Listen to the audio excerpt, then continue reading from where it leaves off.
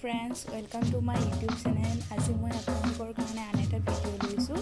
ভিডিঅ'ত আমি এছামিজ জিকে কেইটামান ডিছকাছ কৰিম, যিটো মোষ্ট ইম্পৰ্টেণ্ট হয় আপোনালোকৰ যিকোনো এক্সামত প্ৰায় সুধি থাকে। আহক আমি ডিছকাছ কৰোঁ, আৰু ভিডিঅ'টো ভাল পালে লাইক, কমেণ্ট, শ্বেয়াৰ আৰু ছাবস্ক্ৰাইব কৰিব। ইয়াত দিছে কথা গীতা গ্ৰন্থখন কোনে ৰচনা কৰিছিল? ইয়াৰ এনচাৰটো হ'ব ভট্টদেৱ, অৰ্থাৎ ভট্টদেৱে কথা গীতা ৰচনা কৰিছিল। নেক্সট, সৌৰভ কুমাৰ চলিহাৰ প্ৰকৃত নাম কি আছিল? ইয়াৰ এনচাৰ হ'ব সুৰেন্দ্ৰনাথ মেধি। সৌৰভ কুমাৰ চলিহাৰ প্ৰকৃত নাম আছিল সুৰেন্দ্ৰনাথ মেধি। আপোনালোকে মনত ৰাখিব, প্ৰায় এক্সামত সুধি থাকে। নেক্সট, জ্যোতিপ্ৰসাদ আগৰৱালাৰ দ্বিতীয় কথাছবিখনৰ নাম কি আছিল? ইয়াৰ এনচাৰটো হ'ব ইন্দ্ৰমালতী। জ্যোতিপ্ৰসাদ আগৰৱালাৰ দ্বিতীয় কথাছবিখনৰ নাম ইন্দ্ৰমালতী আছিল। নেক্সট, কলংপাৰৰ কবি বুলি কাক কোৱা হয়? ইয়াৰ এনচাৰ হ'ব দেৱকান্ত বৰুৱা। দেৱকান্ত বৰুৱা কলংপাৰৰ কবি বুলি কোৱা হয়।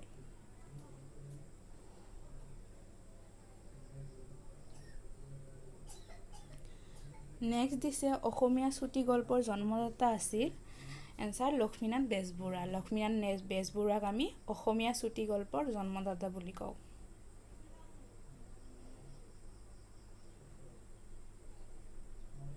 নেক্সট, সুগন্ধি পখিলাৰ কবি বুলি কাক কোৱা হয়? ইয়াৰ এনচাৰটো হ'ব হীৰেণ ভট্টাচাৰ্য, অৰ্থাৎ হীৰেণ ভট্টাচাৰ্য দেৱক আমি সুগন্ধি পখিলাৰ কবি বুলি কওঁ। নেক্সট, মহিম বৰাৰ শ্ৰেষ্ঠ চুটিগল্প কোনখন? এনচাৰ হ'ব কাঠনিবাৰীৰ ঘাট। এইটো কাঠনিবাৰীৰ ঘাট মহিম বৰাৰ শ্ৰেষ্ঠ চুটিগল্প।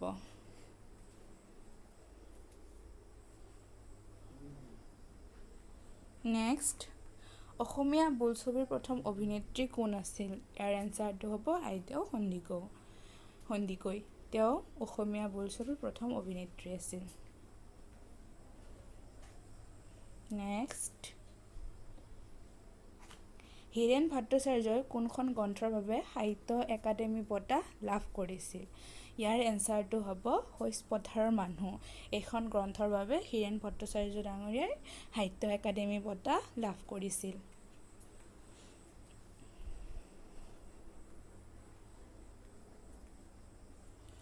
নেক্সট, বাঁহীৰ প্ৰতিষ্ঠাপক সম্পাদক আছিল। এনচাৰ লক্ষ্মীনাথ বেজবৰুৱা। তেওঁ বাঁহীৰ প্ৰতিষ্ঠাপক সম্পাদক আছিল। নেক্সট দিছে আমাক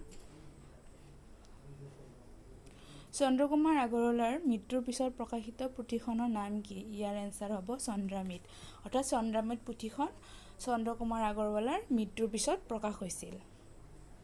আপোনালোকে মনত ৰাখিব। নেক্সট, নাইটিংগেল অফ আছাম বুলি কাক অভিহিত কৰা হৈছিল? ইয়াৰ এনচাৰটো হ'ব নিৰ্মলপ্ৰভা বৰদলৈ। তেওঁক নাইটিংগেল অফ আছাম বুলি অভিহিত কৰিছিল।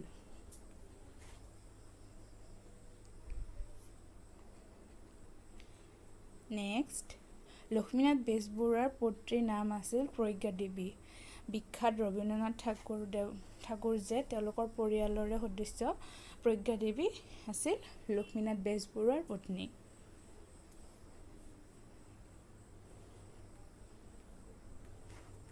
নেক্সট, হেজাৰী ঘোষা কাক কোৱা হয়? এনচাৰ নামঘোষা। নামঘোষাৰ আন এটা নাম হেজাৰী ঘোষা তেনেকৈ আহিব পাৰে, অৰ্থাৎ নামঘোষাক আমি হেজাৰী ঘোষা বুলি কওঁ, আৰু হেজাৰী ঘোষা মানে হৈছে নামঘোষা। নেক্সট দিছে চন্দ্ৰভাৰতী নামে কোনজন কবি খ্যাত? ইয়াৰ এনচাৰটো হ'ব ভট্টদেৱ, অৰ্থাৎ ভট্টদেৱৰ আমি চন্দ্ৰভাৰতী নামে জানো। তেনেকৈ আহিব পাৰে যে ভট্টদেৱৰ আন এটা নাম কি? চন্দ্ৰভাৰতী। তেনেকৈ আপোনালোকে মনত ৰাখিব। নেক্সট, শংকৰদেৱে তেওঁৰ নাটকবোৰ কি ভাষাত লিখিছিল? ইয়াৰ এনচাৰটো হ'ব ব্ৰজাৱলী ভাষাত লিখিছিল। শংকৰদেৱে তেওঁৰ নাটকবিলাক ব্ৰজাৱলী ভাষাত লিখিছিল। নেক্সট, উপন্যাসৰ সম্ৰাট বুলি কাক কোৱা হয়? এনচাৰ ৰজনীকান্ত বৰদলৈ। দেৱক আমি উপন্যাসৰ সম্ৰাট বুলি কওঁ। মনত ৰাখিব, মষ্ট ইম্পৰ্টেণ্ট হয়।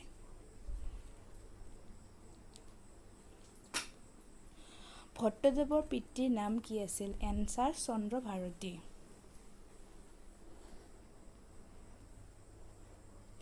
ভট্টদেৱৰ পিতৃৰ নাম চন্দ্ৰ ভাৰতী।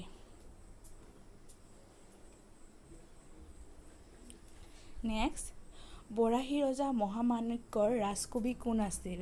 ইয়াৰ এনচাৰটো হ'ব মাধৱ কন্দলী, অৰ্থাৎ মাধৱ কন্দলী বৰাহী ৰজা মহামাণিক্যৰ ৰাজকবি আছিল। আপোনালোকে মনত ৰাখিব।